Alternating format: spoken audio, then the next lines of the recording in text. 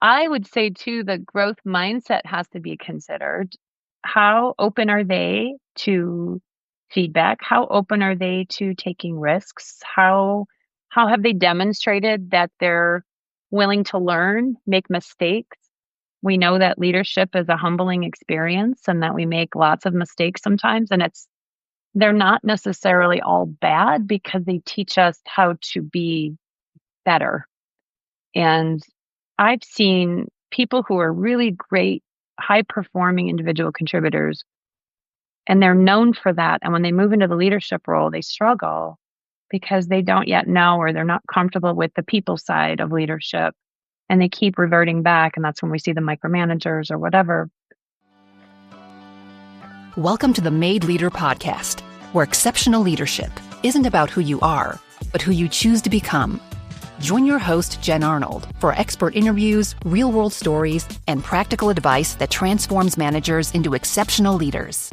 If you're a middle manager ready to unlock your potential, this is your podcast. Let's get started. Hey there, and welcome to the Made Leader Podcast. I'm your host, Jen Arnold, and today we're diving into a topic that every leader will face at some point. Figuring out who on your team is ready for that next step into leadership. We've all been there. You have a position to fill, you're looking at your team, and you're thinking, who really has what it takes to be a leader? And it's not just about who's good at their current job or who has been around the longest, although that tends to happen. Now, back with us today for this coaching episode is Julie Binter, founder of Clear the Way Coaching and Consulting. Julie brings over 15 years of experience helping leaders and teams get better at the people stuff. As a leadership coach with a master's in organizational development, she's seen firsthand what makes someone truly ready for leadership. In today's episode, Julie and I are going to break down how to spot leadership potential, how to avoid common promotion mistakes that I know I've made, and the real reasons why your high performers might not always make the best leaders. Now, quickly before we dive in, I want to tell you about something I'm very excited about, and it is called the Made Leader Community. If you are in your first 3 or so years of leadership, this is designed for you. The Made Leader Community gives you access to practical tools, live workshops, regular group coaching sessions, and a network of peers who are navigating the same challenges as you are. It is real-world leadership development for new managers who need support right now, not just in theory, not in just a one-day training, but continuous support over 3 months.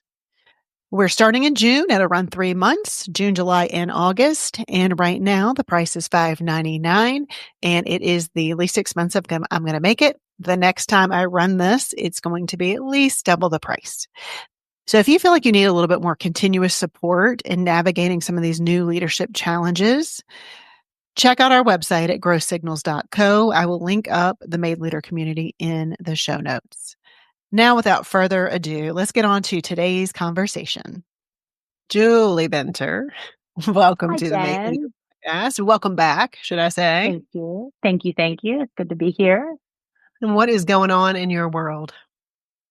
I would say spring cleaning, maybe, if that's not, if, well, it should be in my house, but I would say spring cleaning of my files, of my processes, of my, obviously, spring is the time when we sometimes are maybe moving into our fiscal budget.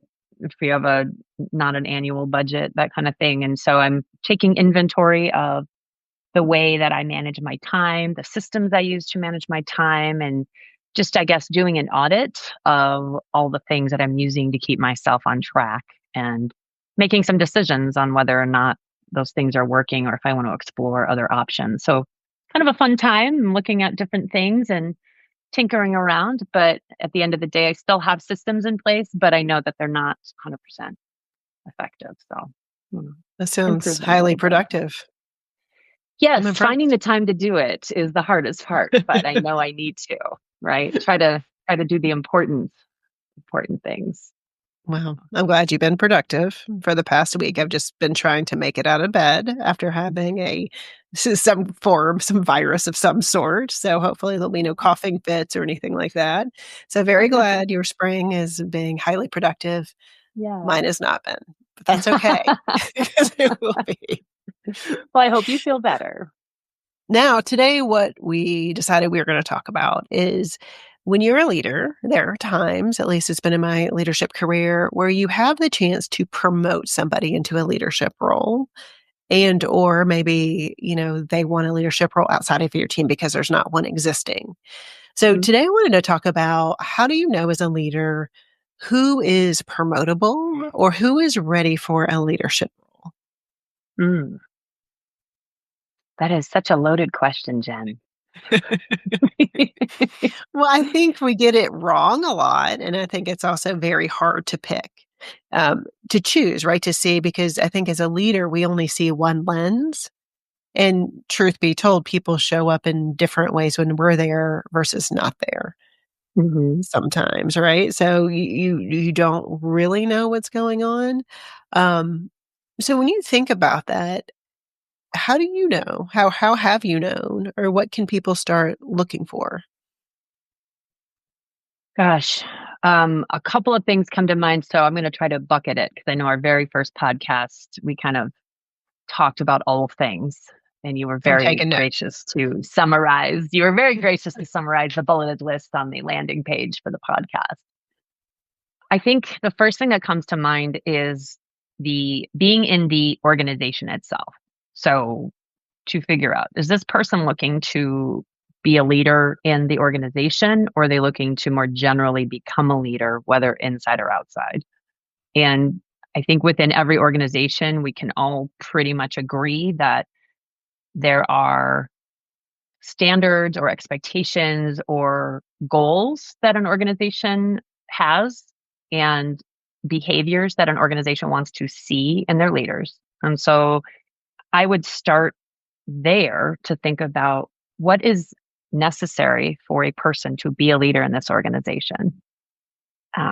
So then the second layer would be within my team, what would I want leaders in my team to have?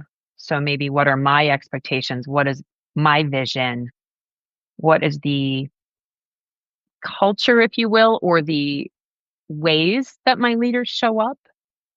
And so externally or internally, people have a general sense of who the leaders are and how they operate. And not to make them in my likeness, if you will, like they're not going to be identical to Mhm. me. But I think it's very fair because I think leaders with teams in general have certain behaviors and certain expectations that they want to have in their teams. And so this would just maybe move it up a level. Okay, individual contributor in my team, here are the things, the foundational things. Leader in my team, here are the foundational things. So those are two more global things. The third thing comes into maybe the role itself. So in the role, in the leadership role that this person might be pursuing, what is necessary? What are the skills? What are the behaviors? What are the mindsets that they need? And then I think more globally for that person as an individual, you know, what kind of leader roles do they want? What do they understand about being a leader? Mm. What are their strengths? And what can they bring? And what do they need to develop as well? So I hope that broke it down clearly enough into the chunks of the organization, the leader themselves and their view, and then the role, the leader role that's available or will become available, and then the person themselves as well. Yeah, you said two things that I want to put a fine point on is one, what do they understand about being a leader? Because I Mm. think you don't quite get it until you're in the leadership role. I had a conversation with someone the other day, um, who did not want to give hard feedback. And I said, "Do you want to be a leader?" "Yeah, of course." "Well, then you got to give hard feedback." It's part of Right, it's part of the job. it's part of the job. And if you Yeah. don't want to give hard feedback, then you should not be a leader, right? Like, so I like that you said that. What do they understand about it? You also said you're not trying to hire people who are just like you. And I know that is a mistake that I've made before. And just knowing that it doesn't have to be a lot, because we all like the people that we have something in common with. Maybe they remind you of your younger self, right? And you Yep. don't even know it. Sometimes it's just so tricky. So it's understanding maybe the people that you have, like, kind of picked out. Why, right? Why do Mhm. you like them? Mhm. This happened also to another team that I was working with, and a leader identified they were moving on, and so they were trying to fill their replacement. And they said, "Oh, this person, they'd be good." When asking around, no one would ever pick that person for leadership. And so Interesting. it's just like, just be careful who you're tapping, because it's usually the people that you like or that you have some Mhm. familiarity with. I think that to pay attention to who the team goes to for Mm. leadership and informal leadership and mentorship. Because I've found that there's, in a team and a larger team, but they'd always go to this one person to get advice, or, hey, that person knows they can train me. Right. So sometimes it's subject matter area specific and they only know that one piece. But there's sometimes that there is one person that everyone sees as that informal leader, and they can be a quiet leader. And I think that's the thing Mhm. that people forget or don't pick up on, is it could be very quiet leader. It doesn't have to be someone who's always in your face. Mhm. I agree. I think, though, there's an element of care there as well, because I think you and I both have experienced this. When you become a leader of your peers, there's a power differential, and people can very quickly change their mind or their behavior, if you will, once that person gets promoted. So it's I think that's important, and I think I would add a layer to, can that person how comfortable does that person feel maybe making hard decisions, or not always being part of the team and doing what is right versus what they think the popular choice is, if that makes sense. Yeah. Yeah, I've seen people go into leadership that were kind of more like friendly with their team. Like they were a very, very tight knit team. And that Mhm. worked out well. I mean, she wasn't blazing any trails in the organization, but she did a very steady job. Her people respected her. People really liked her. You know, what I'm sure she had to make some hard decisions, but I don't know. I wouldn't see her. I would see her as somebody who is more peer like than boss like, but it ended up working in that team. Mhm. Mhm. But 'cause I think one thing maybe to pay attention to, and we're probably giving conflicting advice, but thinking about the people on your team. And to me, the leader, the potential leader, doesn't have to be that person who is knocking it out of the park all the time. The high performer, the one who wants to get work done, projects, maybe has a vision for things or how they're gonna go. Those are the people that feel like they're easy to promote, right? Mhm. Hey, that person, they're so good, they get so much done, and, they've got these great ideas, but they're very good working on their own, not Mhm. working through Or others. collaborating with other people, but still responsible for their own products. Mhm. And so it's being careful of those people, 'cause I do think, a colleague of mine said this, and I thought it was just an insightful comment, is sometimes it's the person who is, going at 80%. They're a great performer. They're steady eddies. It doesn't mean that they are coming up with some visionary piece of information or, project or Mhm. anything, but they could lead the team, and then they could harness the power of the high performers, right? Yeah. So do they always need to exceed expectations? Because I think that's who we go to first to promote. It is. I think that's why I think many people will tell you. We've seen this again and again, as most people get promoted because they're very good at their job as an individual contributor. And Guilty. yeah, likewise. Yeah. And I would say too, the growth mindset has to be considered. How open are they to feedback? How open are they to taking risks? How have they demonstrated that they're willing to learn, make mistakes? We know that leadership is a humbling experience and that we make lots of mistakes sometimes, and they're not necessarily all bad because they teach us how to be better. And I've seen people who are really great, high performing individual contributors, and they're known for that. And when they move into the leadership role, they struggle because they don't yet know or they're not comfortable with the people side of leadership. And they keep reverting back. And that's when we see the micromanagers or whatever. But it's, does that person have in them the ability to say, I'm not going to know everything when I'm in this leadership role, and I have to be okay with that? And I'm going to try, I'm going to experiment, I'm going to get my mentor engaged, right? Like I'm going to be okay if I'm not 100% perfect. And that's harder to assess, but I think it's a conversation that needs to happen when leaders are trying to figure out if somebody is promotable, if they would be good in a leadership role. And if they're not sure, how can you set somebody up for success when you've decided they are promotable? What could you do maybe before they go into that role to help them get more comfortable or to help them realize some of the things that they may be faced with? Yeah. Yeah, because it can just be taking a lead on a project when you're collaborating with another department, right? And so if you're collaborating with another department, how's that work? What is that experience like? How did you address the hard things, right? Mm-hmm. To say that you need it or, had that feedback. But I think that was one on my list is that they are open to feedback.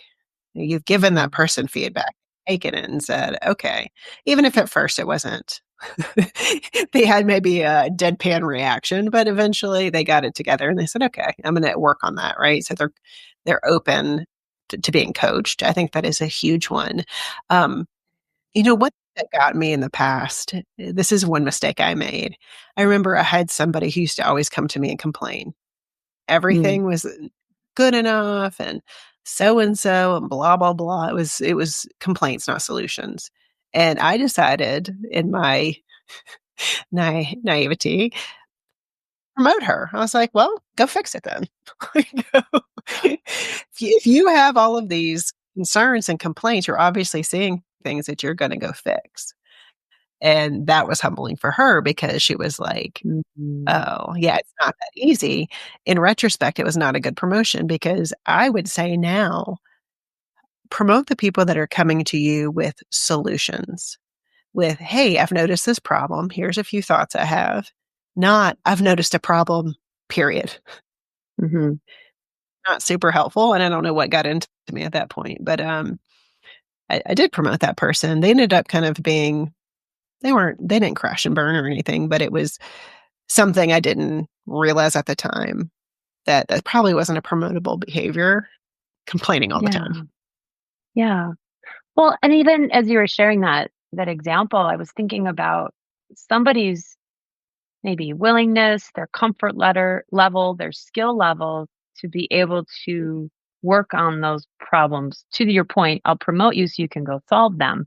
But when you haven't yet been promoted and you notice that there's issues, how are you going about working on them? How are you going about talking to the other people involved? Because to me, that says a lot. If you don't feel comfortable, if you have a set way in your head about the way things are supposed to be, and the people around you aren't doing what they're quote unquote supposed to, when you become a leader, that is just going to amplify, that is going to increase. And so it's interesting to see, how does somebody respond when they're trying to get their stuff done and maybe people are getting in their way? How do they influence? How do they bring others along? How do they handle their conversations? Because those are all skills and qualities that a leader needs and that leaders develop over time. So in terms of knowing whether or not they're promotable, I would want to see those things happening before they were promotable to say, do they have the ability? Do they have the comfort level to do that? Yeah.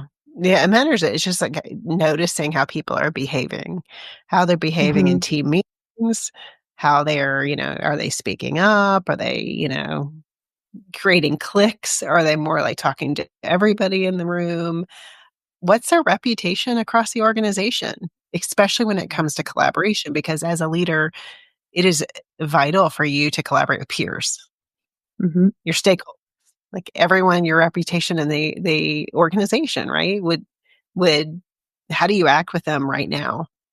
And do they see you as a leader, or are they kind of what feedback are they are they giving and getting? Because I remember a director called me because I'd worked with this person and they were thinking about promoting her and Mm. asked what's her reputation. I was like, oh, okay. So asking different stakeholders, how do you perceive them? And it is Yeah. interesting when you get different feedback from different people and it's all different, right? Like you want to be able to see Yes. very similar, It makes you similar. wonder. Yeah, it makes you wonder. Absolutely. Absolutely. And I think you bring up, kind of looping back around at the beginning of our conversation is that talking to other people to get their perception is so important. But then also talking to the person that you might want to promote or that you plan to promote. I think this is a mistake sometimes we make as leaders. We're in a hurry and we say, well, we need to fill this position and we have this person in mind. Maybe our organization requires us to open it up or not. Maybe we can just move them up without any interview process or, internal, external search. But I think you had said this earlier. What do you think it's going to be like as a leader? Or let's just say, are you interested in being a leader? And what do you think are some of the concerns you have in your mind? Or what do you think are some of the things that you're, I guess, concerned, worried about, right? What are the things you think might happen that you might not be equipped to handle so that you can have an open and honest conversation with, what are those skills? Have I seen these skills in you before? This is how long it takes to develop that skill, right? Just to give comfort from the leader's side that it's not a one and done when you move into that role. Within 90 days, we all expect you to be the most magical, amazing, perfect leader. It's not possible. It's not Mm-mm. possible. I don't know any perfect leaders. Oh, I know. Even the ones that have been doing it for 25 years, they are very well, a lot of them are very open about the fact that they still wake up every day thinking, am I doing the best I can? Am I doing Right. everything I can be doing to make my team happy, most effective, Yeah. productive, right? Helping the organization. Yeah. Yeah. And something you said, like I would, if you have someone coming to you that says, I would love to be a leader, whether that Hmm. is here or in a different organization, I think the most important question is why, right? Hmm. We had a version of this question,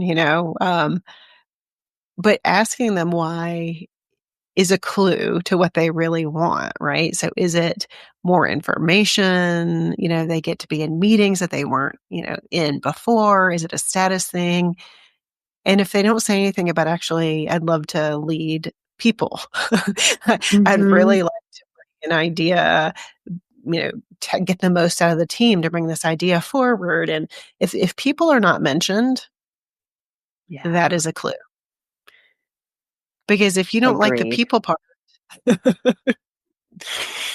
because if someone would have asked me why I wanted to be a leader, I don't know if I would have even given them I don't know what I would have given them because when I first got to be a leader, the people weren't on my mind. It was, I wasn't like, "Oh my god," it wasn't, Mhm. "Oh, I just wanna lead people and make their lives better," and blah, blah, all the things that No. you'd want people to care about. It I wasn't know that. what I said, Jen. I know what What I did you said. say? I want to be a leader. I want a bigger paycheck. I want to be in charge. I want to be able to call the shots, make the decisions. I remember I said that in my late 20s. And then I got to be a leader and I was like, I don't know if I want this anymore. There's a lot of care and feeding of humans. And I actually didn't even feel like I had a lot of power to make decisions because I was in that first organization in a place where you had to go all the way up to the top level to get the decisions made. So I think a lot of times it's funny now, I'm thinking about this because I've heard this from a lot of people, is that we have this vision of what it is going to be. And so there's these people, right, in our group, in our team who are like, I want to be a leader. I want to be a leader. I want to be a leader. And you have a conversation as to why, and then you get more insight. But then you have people who don't want to be a leader. And you're looking at them and you're thinking, you have the best people skills, the best influence, the best collaboration. Like you would be an amazing leader. And they don't want all the conflict. They don't want to be in charge. They don't want to have to deal. And it's funny how it's almost opposite, right? The people that you would say that they have the people skills, but you still need the drive as well towards the results and getting those things accomplished in tandem with the relationships. Yeah, And the that's such a good motivation. point. Yeah, not everyone wants to lead, and if they don't want to lead, you certainly don't put them in that position. That's unless it's temporary. But yeah, when I thought about being a leader, I don't think it was even. I didn't. I'm trying to think if it was I'm sure I got a little bit more money. I think it was more of I'm such a goal-oriented person. It seemed like the natural next for me. Yeah. Yeah, of course. Like it's a natural step. Like I don't even think I gave it that much thought, but I love your honesty. I mean, because that's what we're doing is That's what repeat. I We're thought it saying, was. Yeah. yeah, do you want to be a leader? And they're like, more money, Italian. Yes. Yes. We're not really thinking through, would they be a good leader and how can I help support them? I interviewed, I'll link it up, but Jordan Birnbaum, and he's an organizational psychologist, and talked about having a work leader and a people leader. So with teams, having two leaders, one leads the work and one leads the people. And I was like, I like that because so much of that Yeah. to being a coach and how can we grow you and develop you and give you some feedback to help you grow and develop. But the work leader is the ones going, all right, we're getting this done. Here's the vision. Here's what, like they're almost like a project manager type. I was like, okay, because Right.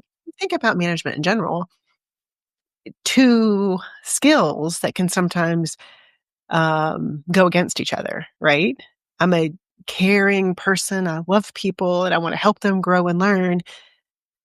And then we have this project we have to get done, right? So then you're expected Right. to be a visionary and get stuff done through your team. And you're like, it's two different skill sets a lot of the time, but yet we're trying to Yeah. merge them into this perfect human and it's just doesn't happen.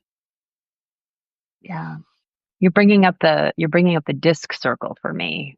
Like the D is more of the dominance and the directive. The I is more of that new ideas, new projects relating to people. The S is for people who are very in tune with relationships and being inclusive and making sure that everybody's working together. And then the C is all about getting it right, doing the data, being able to crunch those numbers and show like this is the right path. And when I've done the disc with organizations, we tend to find that a lot of upper level leaders are in the D or have migrated over to the D because the expectation is to drive results. Mhm. And within those Ds, maybe they've come in a little bit towards the middle because they've developed people skills over time. But typically, organizations typically reward and look more favorably on those drivers that are getting quote unquote results more so than maybe the S's who are getting really great results from their people side, but maybe their business results aren't as great, but their retention is high, their morale is high, their trust is high. So I'm just sitting here thinking about the disc Yeah. model and thinking about how you can't be all things. And so You can't. then, Well, when I'm thinking about someone who I know who's an S and is a leader, and she is really good with the people, but also her people are annoyed because she doesn't set boundaries with stakeholders. right, So it you're damned either way, I think, sometimes as a manager, because it is so hard, if you are a natural style and one of these straight D's or S's or C's or a blend of them. I mean, you're going to be really good at some things and really not so good at others. Right. So it it's all about that balance and finding what you do well and not over extend yourself on what you do well, right? So as a Mhm. PC, right, not being too harsh. Sometimes you need to soften it up and not be as direct. Um, Right. that's Right. just the Depending on who's in the room, right? Depending on who's at the table. there's no one clear style that makes a good leader. No, I agree completely. And I think going back to how do you know if somebody's promotable? This is that acceptance that one, they may or may not be just like you, but to be aware of what, if they are just like you, then what might be those things that they are going to be needing to develop and strengthen. But then what does the role require? Because sometimes the role requires more of a person who's driven towards the results. And sometimes the role Mhm. requires more of a person that's more focused on relationships. And sometimes they need somebody who's more innovative and it's going to drive into new territory. And sometimes they need somebody who's going to really get the data in order and make sure that it's accurate, it's clear, the systems are in place, right? So it's going back to what the role is that we're identifying the person for. What are the what are the elements of that role that are going to be essential? And the person who gets promoted into that role needs to bring that general skill set, but they also then need to be developing the things that might not be natural for them. Mhm. Well, yeah, let's summarize. Is there anything else you want to add before I I don't start think doing so. Yeah. I didn't take great notes this time, let me be honest. So, so Okay. we did at the beginning, so let me say that.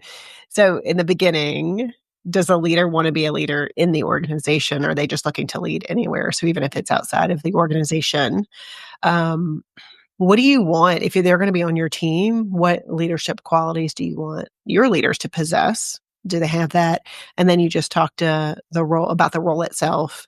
Um, we talked about understanding. Do they have an understanding of what's involved in leadership? Right. Hmm. And then ask them, why do they want to be a leader? And I think that is probably the best place to start because that'll give Hmm. you so many clues or it'll stump them. Hmm. Maybe they'll be honest or, it's the obvious next step. It was promotion. Maybe they'll be honest or they'll know, but that'll give you some clues. I also heard us talk about a few mistakes, like not trying to hire, you said in a hurry, right? Hmm. It's not urgent. I've definitely hired too fast because I felt like it was an urgent situation when it wasn't. And then that person didn't work out, right? It's Hmm. not a hurry. Just calm down. Um, someone who's always coming to you with problems without a solution, I think Hmm. is a red flag. And also making sure people are have a good reputation out in the organization. So they're good Hmm. with collaboration, maybe, good working on projects with other people. How are they known in the organization? And that'll give you some clues. And if they don't have a good reputation, there you go. That's a red flag. Yeah. And it just requires some exploration as opposed to, you know, saying no, right? Yeah. Maybe there's a deeper layer there that you were unaware of. As you were going through Yep. the list, the summarizing, I thought of one other thing is when I'm coaching leaders that are moving up or are in those upper levels, I hear a lot about what it's like to lead at this organization versus another organization. And so the climate, the culture, the way that leaders can get their work done, that's, I think, when you're thinking about promoting somebody into those upper level leaderships, maybe middle management, upper management, is to have open and honest conversations about what life looks like for a leader in this organization in terms of, you hear about the politics or the amount of time it takes or the decision making layers, right? Those are the things that I hear concerns from leaders I coach. Those things get very frustrating for them and they don't feel like you're able to be fully effective. And I think sometimes we might do a disservice to people we are looking to promote if we don't have a conversation about that, because then they have a right to talk about or to decide if that's going to be a right fit for them and who they want to be. And going back to, is this the right place I want to be a leader? Do I want to try it and see what happens? Or do I feel like maybe I know enough and I want to pursue leadership somewhere else? Yeah. Yeah. And something you said that I did not summarize, but that made me think of it is like, if they know what the scope of the role is and they still want to go for it, you were talking about how can you upskill them, right? Mhm. So this is an area that you may not feel comfortable with right now. How can we upskill you before maybe there's a leadership role, right? So I think it's looking at your team right now and say, regardless if you have a position or not, and start identifying who's got that kind of those leadership qualities that you're looking for. Start paying attention now, because I think that's the best thing you can do as a leader is see potential in all your people, but then Mhm. get them into higher level roles if that's what they want, right? Growing and developing your people. That is one of the clear things that you can do for your team. Yeah, absolutely. And I think we both know at the end of the day, and we've seen this in all the research and all the resources that are out there, you need to be able to develop trust. You need to be able to handle conflict. You need to communicate well. You need to be able to, um, I'm not a big fan of the word accountability, but you need to be able to have people be accountable, take ownership. And at the end of the day, you need to get results. So, Mhm. you know, it's the the elements of leadership haven't really changed that much over the years. We just maybe give it different words, different meaning, but we know at the end of the day that as a leader, you are going to need to be skilled and be able to move people forward towards the results, help them navigate conflicts, help them collaborate better, right? Getting them through any of those humps that might come as you're trying Mm. to get to those amazing results. Um, to me, that's the essence of leadership, is like working within the within the zone, whatever the zone gives you to get to the end result. Right, right. It is about results and how can you tap into your team in the best way possible to get those results, right? Just I always say get the results while keeping their well-being intact, right? We want to make sure we're not Exactly. Exactly. destroying Let's keep people's souls. everybody But here. Exactly. Keep everybody it's just here. To- you're involving humans, it's just messy because we're all unpredictable, right? So Yeah. it is at the end of the at the end of the day, it's talking about results. And so how can you maybe even, before you're a leader, how are you getting the results and how are you getting them through what you said earlier, influence without maybe having Yeah. some authority, right? So influencing people to help you get the results, right? I think that Yeah. because you're not going to do it all yourself as a leader. You need to influence your team to get the work done. Absolutely. And we haven't even talked about navigating change, but that's for a different day and a different podcast. Yes, as I say, we can do a whole one on navigating change. So I'm going to write that down. All right. Julie. All right, Julie. Well, hopefully we've given leaders just something to be aware of, even if they don't have promotable positions right now. How can they just take a look at their team and then see who's got those leadership qualities that they can further develop? But Julie, as always, thanks for your time. Absolutely, Jen. Thanks again for having me. It's great talking with you. Until next time.